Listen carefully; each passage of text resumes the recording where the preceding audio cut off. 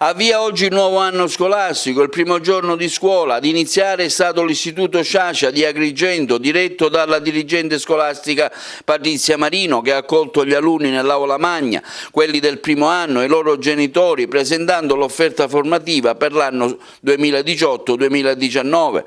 La dirigente scolastica Patrizia Marino ha anche assicurato gli alunni sulla sicurezza dell'istituto da lei diretto.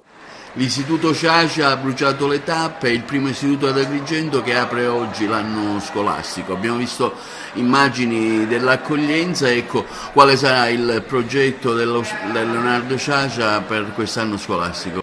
Seppur il clima oggi non consentirebbe di iniziare un anno scolastico, però l'abbiamo voluto fare proprio per aderire alle esigenze che durante l'arco dell'anno nascono e quindi avere l'opportunità di usufruire di qualche giorno in più. Premesso questo, i ragazzi oggi entrano a scuola e sarà un anno intenso perché la scuola si dovrà attivare con una serie di progetti oltre che di attività già programmate e autorizzate dal nostro collegio dei docenti.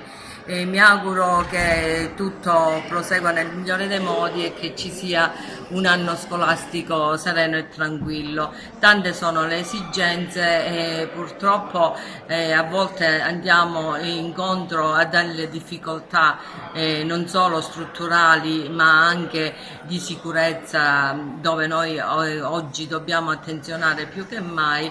Comunque questo è un istituto dove per fortuna molte difficoltà non ci sono e mi auguro che tutto possa proseguire nel migliore dei modi e fino alla fine.